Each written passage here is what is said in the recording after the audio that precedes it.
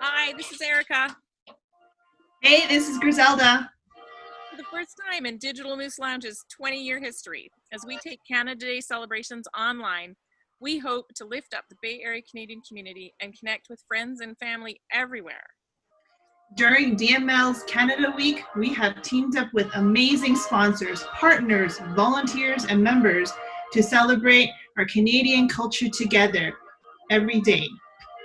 So from all of us at the Digital Moose Lounge to all of you celebrating Canada's 153rd birthday, wherever you are, from Bonavista to Vancouver Island. From the Arctic Circle to the Great Lake waters, we wish you friendship and good health on this Canadian holiday. Bonne fête du Canada. Happy Canada Day, eh?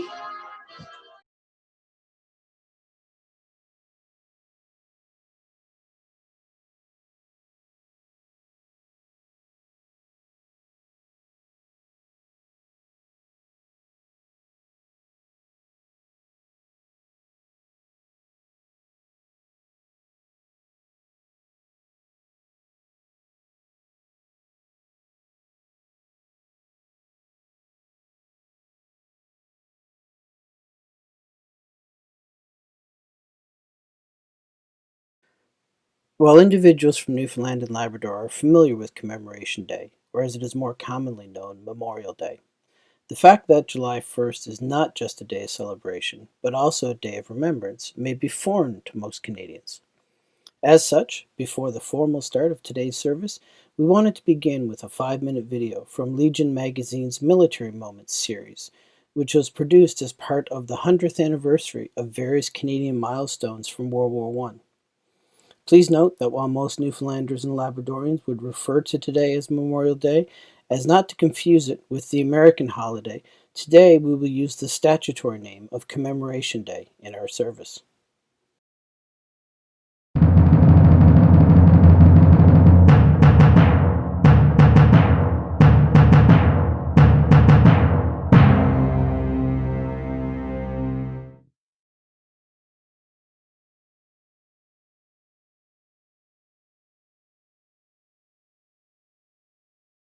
Take me back to dear old Blighty, put me on the train for London town. Take me over there, drop me anywhere, Birmingham, Leeds or Manchester, well I don't care. I should love to see my best girl, cuddling up again we soon should be. Italy, Italy, I hurry me home to Blighty, Blighty is the place for me.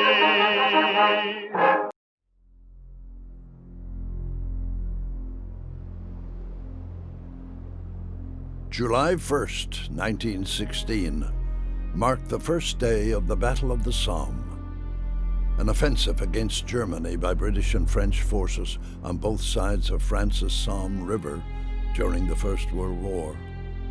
The village of Beaumont Hamel was just behind German lines. The offensive there started at 6 a.m. with an hour-long artillery bombardment of German positions.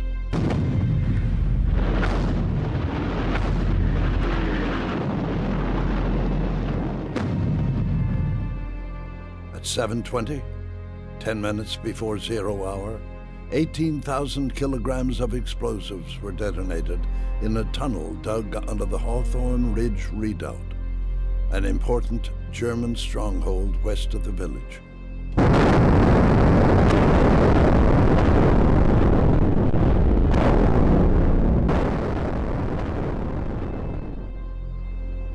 The explosion alerted the Germans to the attack and gave them time to man their defenses and arm their weapons.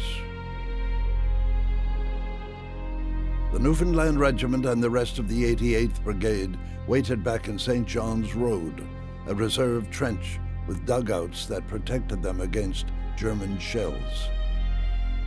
The Newfoundlanders' mission was to go forward, but they walked into a complete disaster. At 8:45, the Newfoundland Regiment was ordered to move on the enemy, but the trenches were choked with dead and wounded from 2 earlier waves of attack. So the Newfoundlanders didn't use the trenches. They got up on top and simply walked over open ground. Some 780 men swarmed over the battlefield, weaving their way through the zigzag gaps in the British wire before reaching no man's land. They were the only ones moving on the battlefield, and they were silhouetted on the horizon. Every German gun in the area was trained on them. Machine guns cut through the Newfoundlanders like cordwood. Many fell before reaching their own front line. A few made it to a clump of shell-blasted trees where the Danger Tree Memorial stands today. But most were struck by guns trained on the gaps in the wire. The Newfoundland Regiment was decimated in a matter of minutes.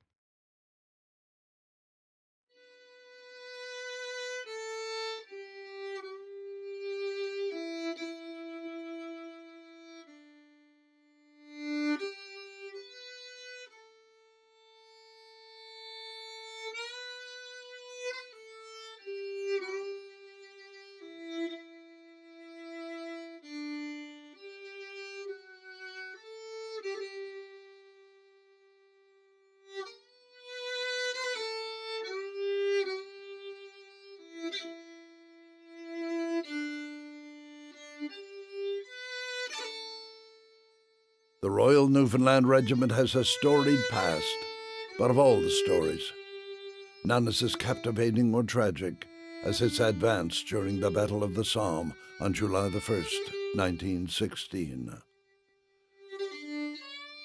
100 years later, the event still resonates deeply with Newfoundlanders. Every July the 1st, while the rest of Canada celebrates the birth of a nation, Newfoundlanders mourn their losses in the Great War, and especially those at Beaumont Hamel.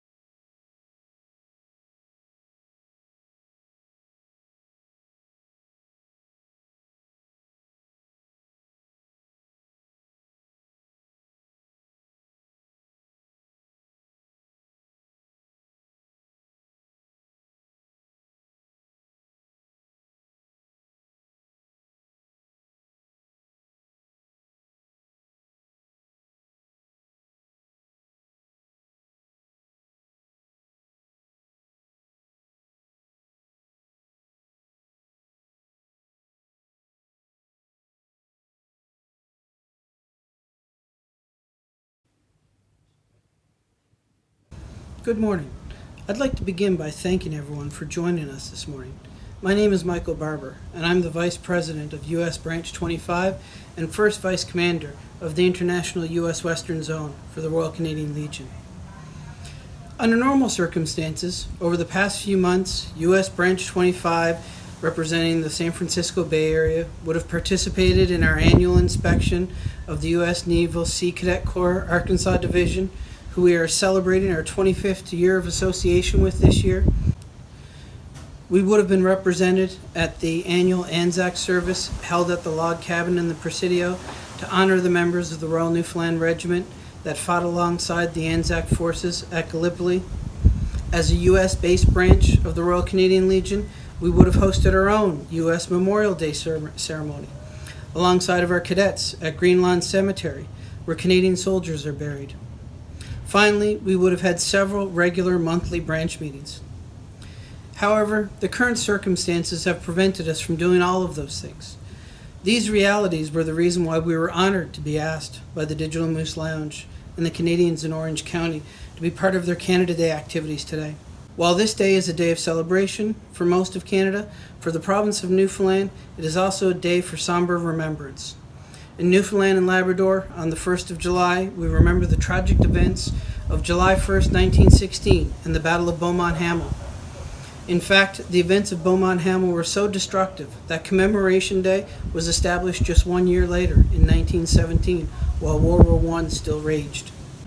After Confederation with Canada, the province of Newfoundland and Labrador continued the tradition of Commemoration Day during the morning of July 1st and reserved the remainder of the day to celebrate Canada Day.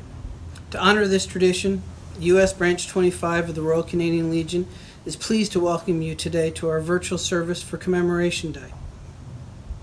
Our ceremony today is a collection of recordings that have been made over the past month or so by friends and relatives, both of the branch and myself personally, as well as members of the U.S. Naval Sea Cadet Corps Arkansas Division, my comrades in U.S. Branch 25, and all branches of the U.S. Western Zone of the Royal Canadian Legion. A sincere thank you to everyone for all of your efforts to make this unique ceremony possible. Now, to begin, I call upon Comrade Fred Rutledge, President of U.S. Branch 25, to raise the colors. This will be followed by the singing of the national anthems. As a branch of the Royal Canadian Legion, this will include O Canada and God Save the Queen. Additionally, as a U.S. branch, it is our tradition to also include the Star-Spangled Banner. Please stand for the raising of the colors and remain standing for the national anthems.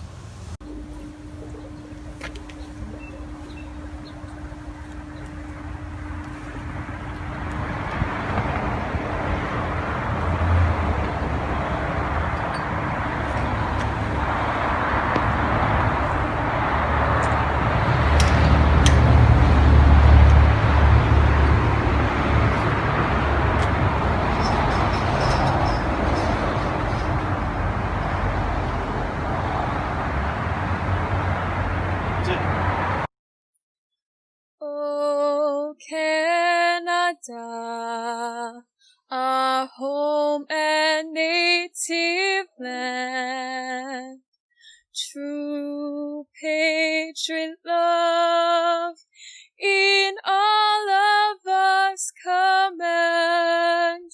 Quand ton bras s'est porté l'eau pale, il s'est porté la croix. Ton histoire est une épopée des plus brillants exploits. God keep our land glorious and free. O Canada, we stand on guard for thee. O Canada, we stand on guard for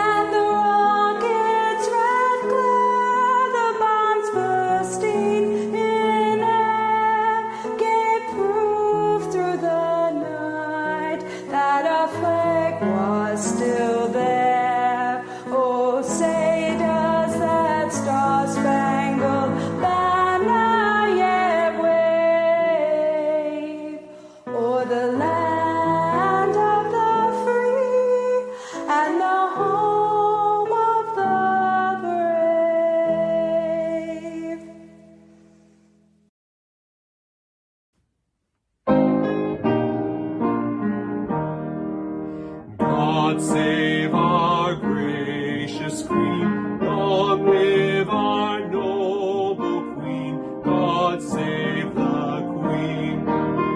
Send her victorious, happy and glorious, long to reign over us. God save the Queen.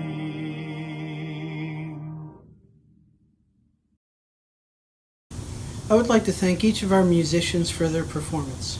First, we heard O Canada, sung by my cousin, Emily March-MacCuish.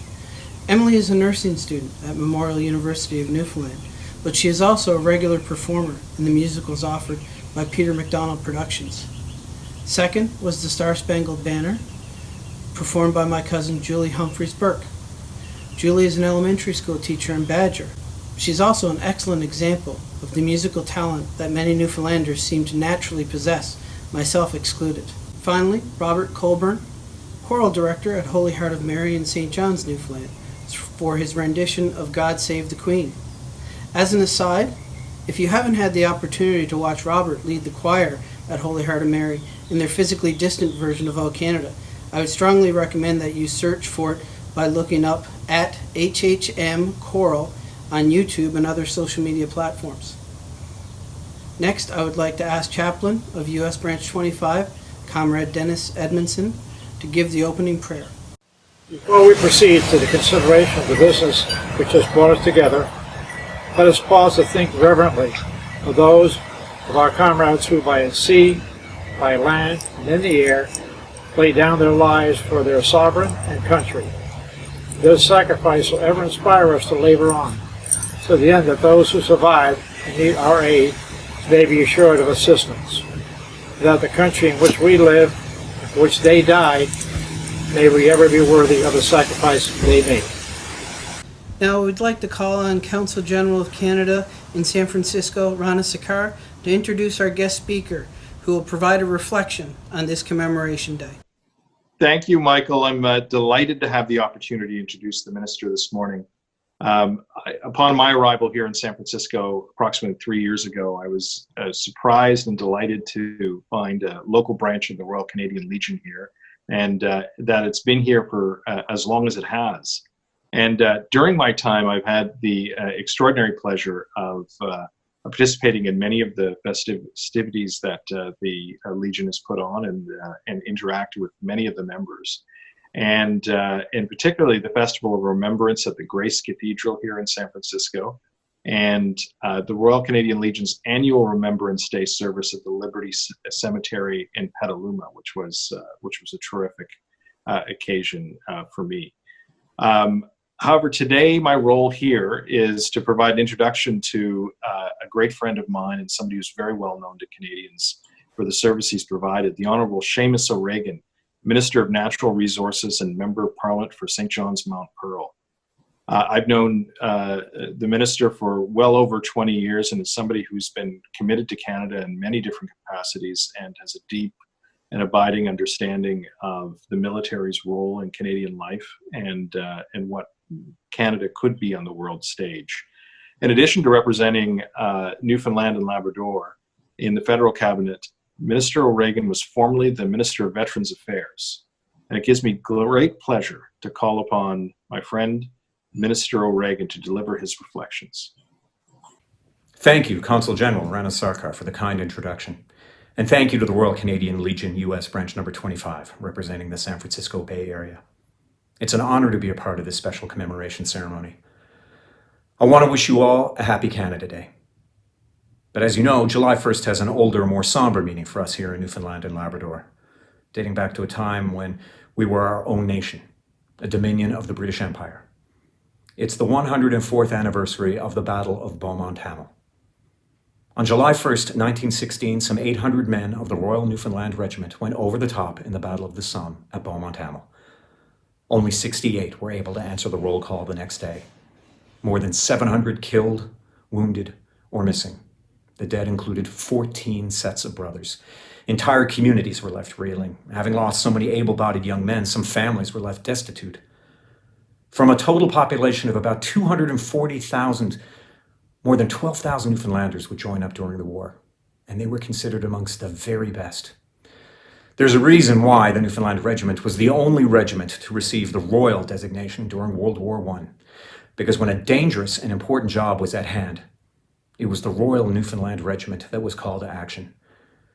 They were one of the few volunteer forces skilled and ready enough to fight alongside professional soldiers. In Gallipoli, they withstood everything that the enemy and the weather could throw at them. When the British force was unable to evacuate with the main group, it was the Newfoundland Regiment that was chosen to go back in and cover the retreat. My great-great-uncle, Richard Shortall, was amongst them, and he was later killed in Beaumont Hamel. Today, we consider the bravery of each and every man that day. We preserve their memory. Today, we honor the men and women who continue to place service above sacrifice, who place country above comfort, because they are giants. They are heroes. Thank you for allowing me to share this moment with you, Consul General, and to all members of the Royal Canadian Legion U.S. Branch number 25. Thank you, Consul General Sakar, for your introduction, and Minister O'Regan for that reflection. As Minister O'Regan described, there are many traditions in Newfoundland and Labrador that have been carried forward since Confederation. One of those traditions is the wearing of the forget-me-not, which actually began with the very first Commemoration Day. According to Veterans Affairs Canada, the forget-me-not is a good symbol to remember to the Newfoundland soldiers. The blue symbolizes the loyalty of those young soldiers to their country of Newfoundland as they fought very bravely. The flower, which can survive in harsh climates and grow in the toughest terrain, symbolizes the strength and courage of those young Newfoundland men on the battlefield. Newfoundland musician Bud Davidge wrote a song called The Little Blue Forget-Me-Not to help keep the tradition of Memorial Day alive in Newfoundland and Labrador. The song ends with this verse: "Forget-me-not, tiny blue blossom, long may you grow on soldiers' graves. With the scarlet of the poppy, remind us of the loyal and brave, lest we forget the price they paid." While it is common for Legionnaires to wear different pins on their uniform to signify their association with or affinity for one or another veterans groups or causes, the official regulations of the Royal Canadian Legion call for only the Legion membership pin and the poppy to be worn alongside any service or Legion medals. In 2016, however, on the 100th anniversary of Beaumont Hamel, the Royal Canadian Legion granted permission for the forget-me-not to be worn alongside or in place of a poppy. I thank Minister O'Regan and one of his constituents for my own forget-me-not. I ask that you please stand now for the last post, followed by 2 minutes of silence, then the lament, concluded by the reveille. The last post will be played by Lieutenant Navy Aaron Bennett of the Cadet Organization, Administration and Training Service Branch, which is a subcomponent of the Canadian Forces Reserves. Lieutenant Bennett is also a member of the Royal Canadian Legion Branch number 8 in St. Andrews, New Brunswick, although he is originally from Corner Brook, Newfoundland. The lament will be played by U.S. branch member Comrade Charlie Martin, and Charlie has selected Flowers of the Forester for that piece. Finally, the reveille or rouse will be played by Emily Finch, a music teacher in St. John's, Newfoundland.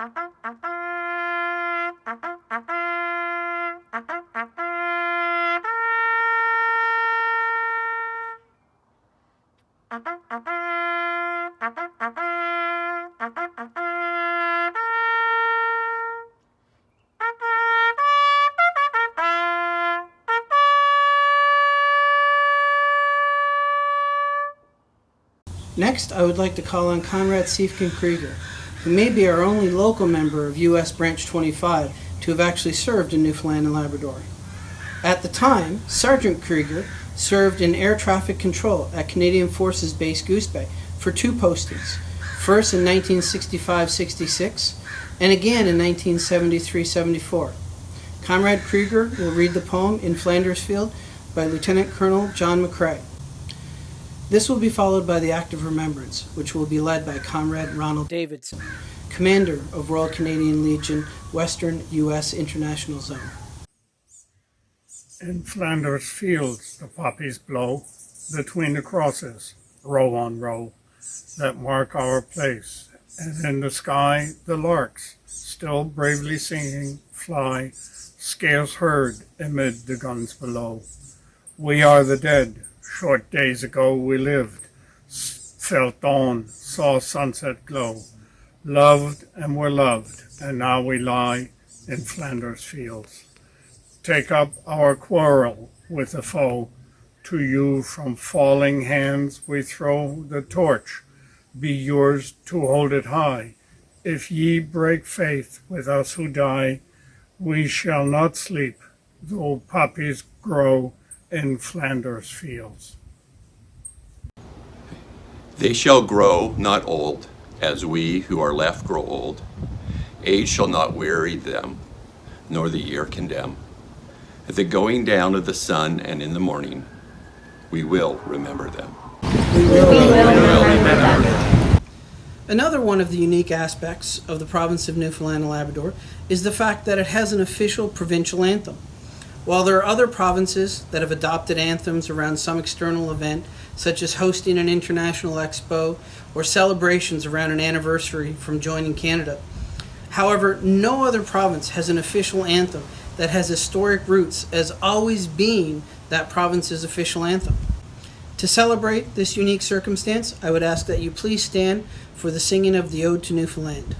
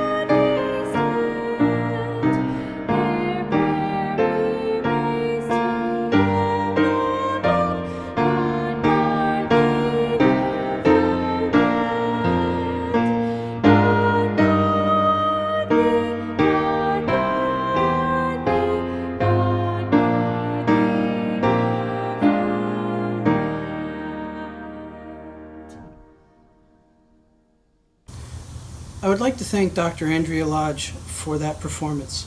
Dr. Lodge is a former high school student of mine at Discovery Collegiate in Bonavista, Newfoundland. She currently teaches at Adelphi University, Five Towns Colleges, and Greenwich House Music School, all in the metropolitan New York area. In addition to an anthem, Newfoundland and Labrador also have the only National War Memorial in Canada outside of Ottawa.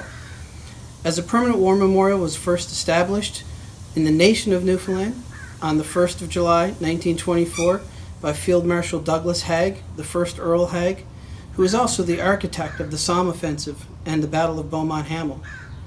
As this was all prior to Confederation, when Newfoundland joined Canada, the official status of the National War Memorial remained intact. Finally, I would like to call upon our chaplain, Comrade Dennis Edmondson, again, to give the closing prayer. Today we remember and pay our respects to those comrades whose death we mourn and whose spirit still lives. May we strive to promote unity and the spirit of comradeship, never forgetting the solemn obligation we have assumed as members of the Royal Canadian Legion. And remembering them, may we ever pray, Lord God of hosts, be with us yet, lest we forget. Lest we forget. This is the official end of our service this morning. I would like to thank Minister O'Regan, Council General Sakar for speaking, Emily March-MacCuish, Julie Humphries-Burke, Robert Colburn, Aaron Bennett, Charlie Martin, Emily Finch, and Andrea Lodge for their musical performances. Members of the House of Assembly, Derek Bragg and Scott Reed, for supplying us with Newfoundland flags for the event. Finally, I'd like to thank all of the members of U.S. Branch 25 and the other branches of the U.S. Western Zone of the Royal Canadian Legion, as well as members of our U.S. Naval Sea Cadet Corps, Arkansas Division, that provided individual videos that made up today's service. As we close, our piper, Charlie Martin, will take us out with the playing of Loch Arbor No More. For those individuals who are watching this service live on Commemoration Day, you'll be emailed a link to the recording, as well as additional resources related to Commemoration Day or Memorial Day in Newfoundland. For those individuals who are watching a recording of this service, the links will be provided in the description below. Thank you again for joining us.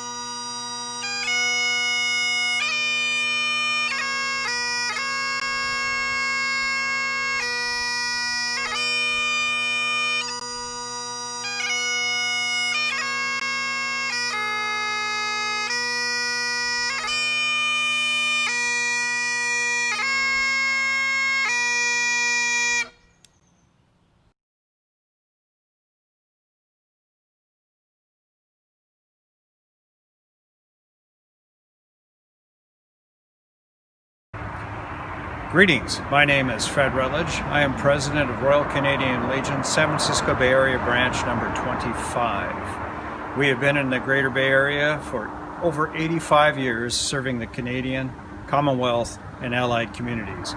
On behalf of all of our members, have a great Canada Day. Cheers.